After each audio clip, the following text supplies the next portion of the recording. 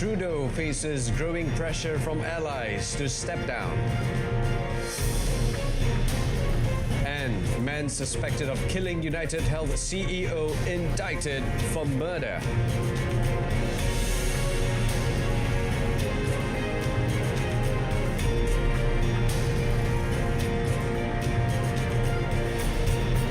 Good afternoon and salam Malaysia Madani. I'm Brendan Paul. Malaysia strongly condemns the Zionist Israeli regime's decision to expand illegal settlements in the occupied Golan Heights in blatant violation of the territorial integrity and sovereignty of Syria.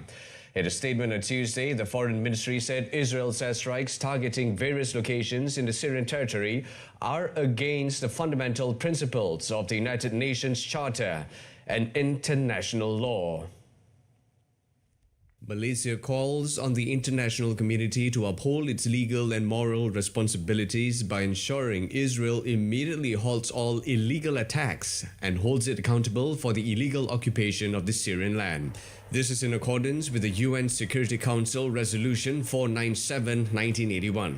The Foreign Ministry reaffirmed Malaysia's support for Syria's sovereignty, independence and territorial integrity and stands ready to collaborate with the international community to pursue lasting peace, security and stability in Syria and the wider Middle East region. The UN Security Council on Tuesday called for an inclusive and Syrian-led political process to be implemented after Bashar al-Assad's ouster, saying the country's people must be allowed to determine their future. In a press statement, the Council, which includes both Russia, an ally of al-Assad, and the United States, also called on Syria and its neighbors to refrain from any actions that could undermine regional security.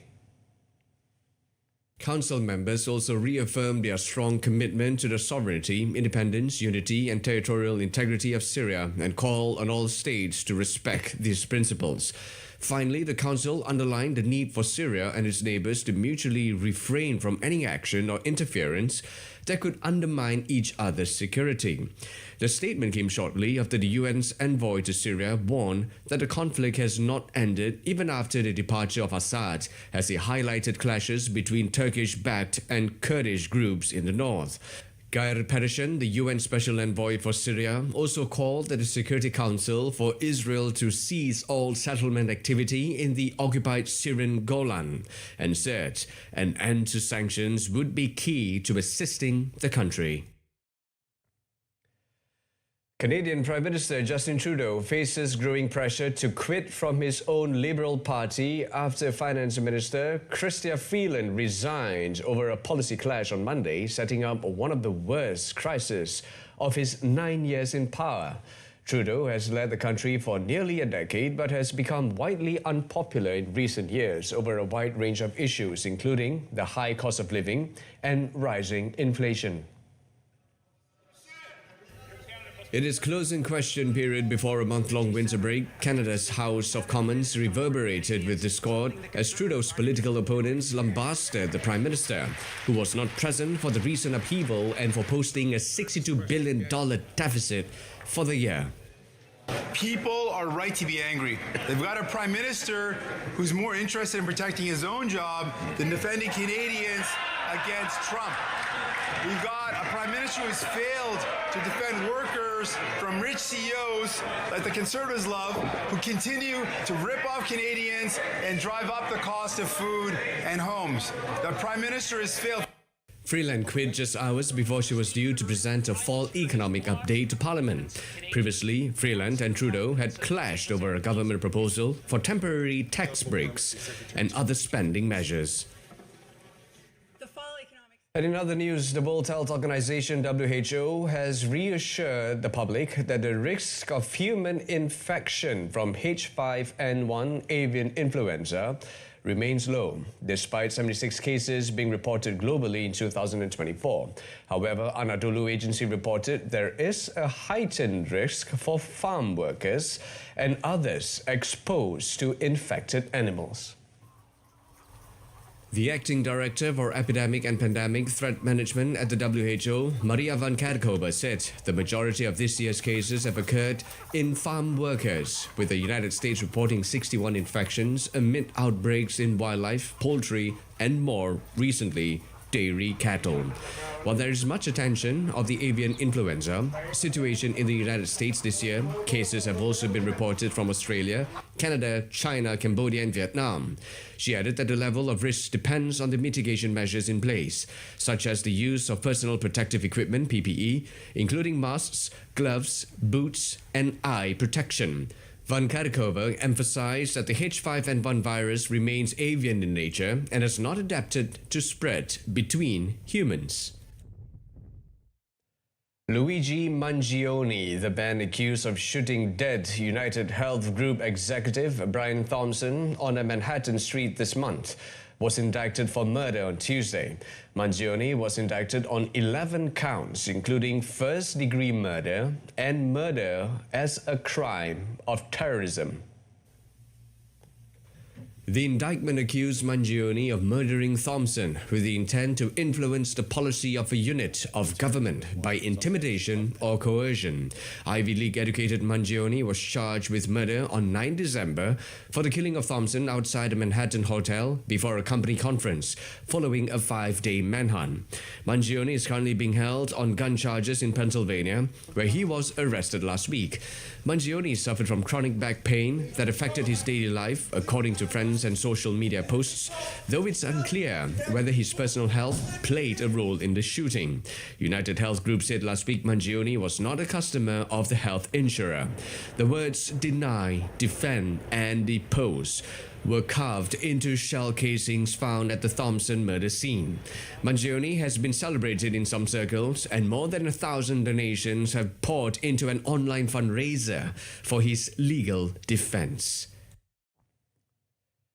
A man who had turned himself in and confessed to 5 killings in northern France has been charged with first and second-degree murder. Paul Domis, the 22-year-old suspect, was taken into custody on Saturday after surrendering at a police station in Giveld, just outside the Channel port city of Dunkirk, 2 hours after the first killing. Domis confessed first to the killing of a company boss in Vanuatu, a village just south of the city, outside his home. Domis said he then killed 2 security guards working for another company which had previously employed him for a period of 6 months. The suspect stated that he then went on to kill 2 Iranian migrants also near Lune Plage, who had been living in a nearby camp. The motive for those murders was still unclear. The 5 murders were committed within under 2 hours of each other. Police are following several lines of investigation, hoping to elucidate Domis's precise motives. Domis is unemployed, has been living with his parents, and had no previous criminal record. Hundreds of community members gathered in Madison, Wisconsin to hold a candlelight vigil for the victims of a deadly shooting at a private Christian school. Mourners promised that the community would heal together and get through the tough time, even as answers in the investigation remain scarce. President and CEO of the Boys and Girls Club of Dane County, which organized the vigil, Michael Johnson said he's fatigued with organizing and attending such events, pointing out how many gun violence memorials he had attended in almost 30 years. When this incident happened yesterday morning, I was not sure how we were going to respond, and I prayed on it, and God told me to put together a visual, and that's what we did. Yesterday, police were interviewing friends and family and examining the online presence of a 15-year-old girl to determine what drove her to open fire at the Abundant Life Christian School on Monday, killing a fellow student and a teacher before taking her own life.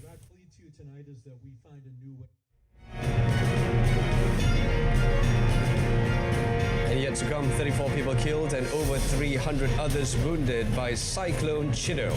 Stay with us.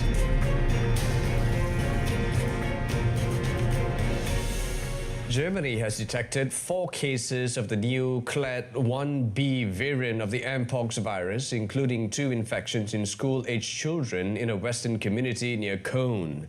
The initial case was confirmed following a family member's trip to Africa. Subsequent testing identified the virus in 3 other family members. The infected individual is currently under quarantine. As a precaution, classrooms at the school attended by the 2 infected children have been closed and students will switch to remote learning until Friday. Germany recorded its first case of the new clade 1b variant in October. No deaths related to Mpox have been registered in the country to date. In August, the World Health Organization declared Mpox a public health emergency of international concern, reactivating its highest level of global alert for the second time in 2 years.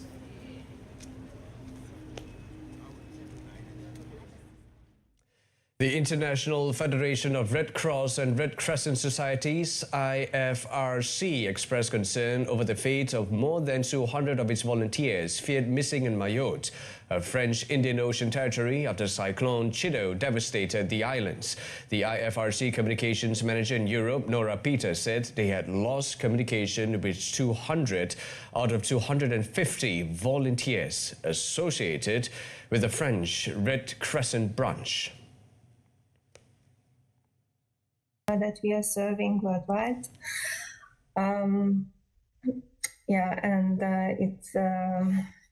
The safety and well-being of our staff and volunteers is very important to us.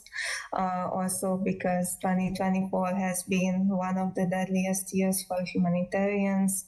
We lost many of our colleagues due to armed conflicts all around the world, as well as natural disasters. So we really fear for these 200 people, but also for all the citizens living in Mayotte. And we are hoping to hear from them in the coming hours and the coming days.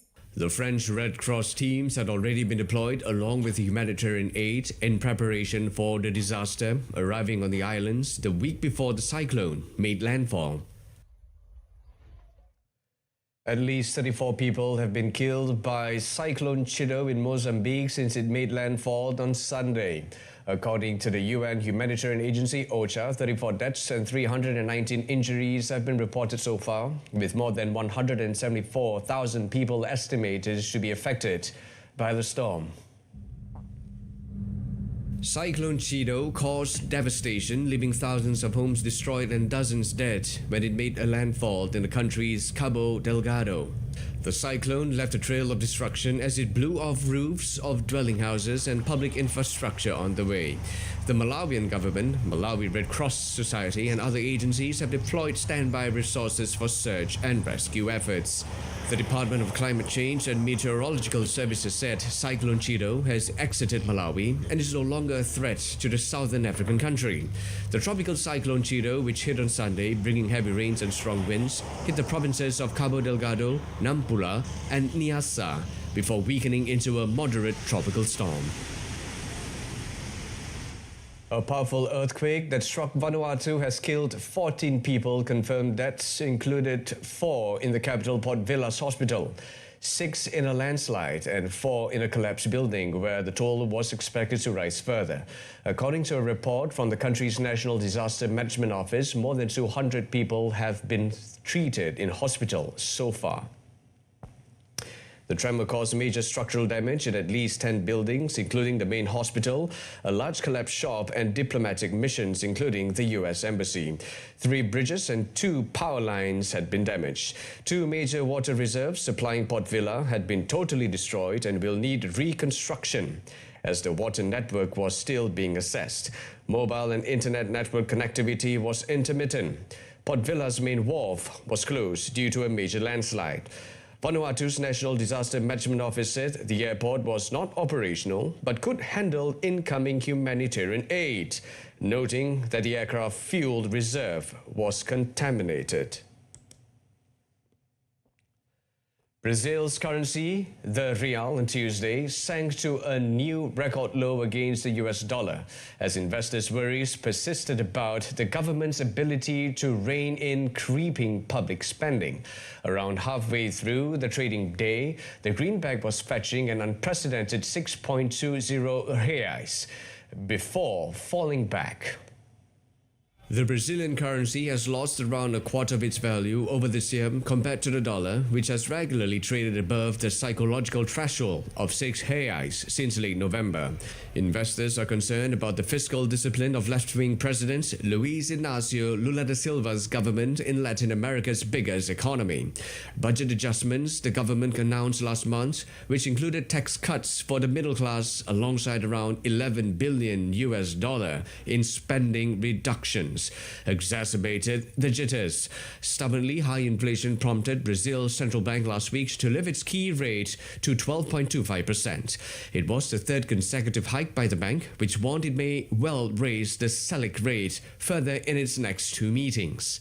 However, Brazil's economy is growing strongly, forecast to expand more than 3% this year, and unemployment is at its lowest level in 12 years. Japanese auto giants Honda and Nissan are reported to be in preliminary merger talks. The two firms agreed in March to explore a strategic partnership on electric vehicles, a move analysts said was aimed at catching up with Chinese competitors. A Honda spokesman on Wednesday said that a potential merger was already among the possibilities being discussed. Nissan, in particular, has been struggling, announcing 9,000 job cuts last month and slashing its annual sales forecast. Nissan shares rose more than 20% in early trade, while Honda was off more than 1%. Honda and Nissan are looking to operate under a single holding company and will soon sign a memorandum of understanding for the new entity. They said the firms would consider bringing Mitsubishi Motors under the holding company to create one of the world's largest auto groups. Honda and Nissan earlier issued almost identical statements in response, saying the details in the report had not been announced by either side. Honda is Japan's number 2 automaker and Nissan is number 3. With their rival Toyota in pole position. China overtook Japan as the world's biggest vehicle exporter in 2023, helped by its dominance in EVs, a sector where Japanese firms have lost ground by focusing on hybrid vehicles. Honda announced plans in May to double investments in electric vehicles to $65 billion by 2030, while Nissan has signaled similar ambitions. Shenzhou 19 crew members aboard China's orbiting space station successfully completed a marathon 9-hour spacewalk at 9:57 p.m. Beijing time Tuesday, setting a new duration record for Chinese astronauts' extravehicular activities or EVAs.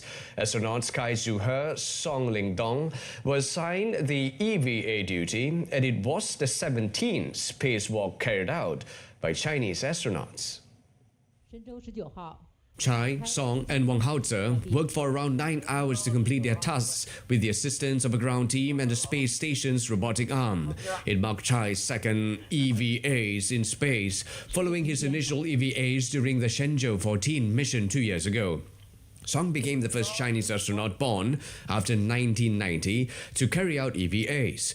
The Shenzhou 19 crew is set to carry out a slew of scheduled space science experiments and technical tests, while they will also undertake additional extravehicular activities and install payloads outside the space station. China launched the Shenzhou 19 crewed spaceship on 30th October, sending 3 astronauts, including the country's first female space engineer, to its orbiting space station for a 6-month mission.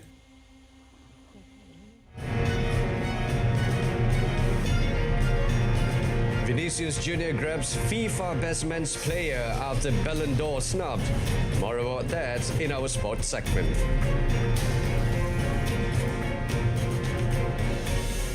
And kicking it off this afternoon in our sports segment, that is, Harma Malaya must win in their encounter against Singapore this Friday in their hunt for a spot in the next round of the 2024 ASEAN Cup Championships. National player Jimmy Raymond said for now he and his teammates had given their all in the preparation. He even admitted that sparks will fly during the clash as both teams looking to qualify to the next round. Yeah, it's a big game for us because it will depend also on our qualification for the next round. So yes, we are ready for this game. We want to win, but of course Singapore is a tough game. We watch how they play and they are playing very good, so we have to be ready. He added if Malaysia could maintain the same form and momentum as to when they face off against Thailand, it would not be impossible to bag 3 maximum points. Thailand currently lead Group A with 6 points, the same as second place Singapore, but has a better goal difference, while Malaysia are third with 4 points and must register a win to advance since only the top 2 teams qualify for the semi-finals. Real Madrid attacker Vinicius Jr. won the FIFA Best Men's Player of the Year award at a ceremony in Doha on Tuesday, while Barcelona midfielder Aitana Bonmati picked up the women's prize for the second time. Vinicius succeeds Lionel Messi as the FIFA Best Men's Player after the Argentinian scooped up the last 2 editions of the award. The live wire forward scored 24 goals and laid on 11 assists in 39 matches across all competitions as he led Real to a La Liga and Champions League double last season. Having already wrapped up his 3rd La Liga title in May, Vinicius secured the 2nd Champions League trophy of his career as Real beat Borussia Dortmund 2-0 on 1st June. Vinicius was on the score sheet at Wembley with a pinpoint finish inside the final 10 minutes to make the game safe for his team. He was the top scorer for the Champions League winners with 6 goals in the competition. Meanwhile, 26-year-old Spaniard Bonmati picked up the Best Women's Player award for the 2nd year running, adding to the 2 Ballon d'Or trophies she already boasts. Last term, Bonmati led Barcelona to a historic continental quadruple of titles and claimed the Nations League with her national team. She won every trophy available to her in club football in 2023-24, the Spanish League, the Copa de la Reina, the Supercopa de España, and a 2nd successive Women's Champions League. Super League promoters on Tuesday revealed they have asked FIFA and UEFA for official recognition of their proposed competition, renamed the Unified League, leaning on a ruling from Europe's top court. A22 Sports Management said it sent the proposal after discussions with various leagues, clubs and other stakeholders, revising its qualification system to base participation on annual domestic performances. It has submitted plans for competition featuring 96 teams divided into 4 leagues, running from September to April, followed by a knockout phase starting with the quarter-finals. In a statement, A22 argued last year's European Court of Justice (ECJ) ruling meant that any competition where qualification is inclusive and meritocratic and which complies with the overall match calendar can be officially established. Promoters also said matches would be shown live for free via a streaming platform. In May, a Spanish court said FIFA and UEFA had prevented free competition by opposing the Super League, but UEFA insisted it did not explicitly support the creation of the Super League. European football's governing body also pointed out that it had since brought in new rules to ensure it now complied with EU law. Chelsea forward Mikhailo Mudryk has failed the doping test. As reports stated, the Ukraine international has been provisionally suspended. The Blues said they were notified by the Football Association of an adverse finding in a urine sample provided by the 23-year-old winger. Athletes are warned on the UK anti-doping website that they face a ban of 4 years if it's found a banned substance was taken intentionally. If the violation involves a specified substance or a contaminated product, and the athlete can demonstrate they had no significant fault, ineligibility may range from 2 years to a reprimand, depending on the level of fault. Mudryk has made 15 appearances for Chelsea this season and last played in a 2-0 win at German side Heidenheim in the Conference League on 28 November, in which he scored his 3rd goal of the season. He has not featured in the past 5 matches in all competitions. Mudryk joined Chelsea for a reported €88.5 million from Ukrainian club Shakhtar Donetsk in January 2023. Enzo Maresca's side are second in the Premier League and top the Conference League table. South Korean winger Yang Min-hyuk departed Seoul for London on Monday to join Tottenham Hotspur, where he will link up with fellow international Son Heung-min. Spurs signed Yang from Gangwon FC in July on a contract valid until 2030.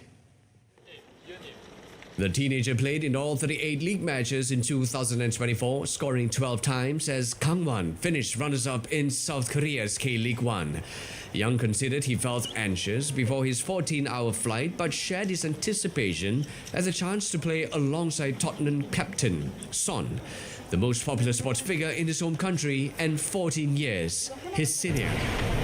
저는 중간에 이제 합류해서 제 몸이 부상 없이 또 거기서 반 시즌을 잘 마무리하는 거고 또 그 시즌 동안 경기를 출전하고 또 포인트를 올리는 게 목표인 것 같아요.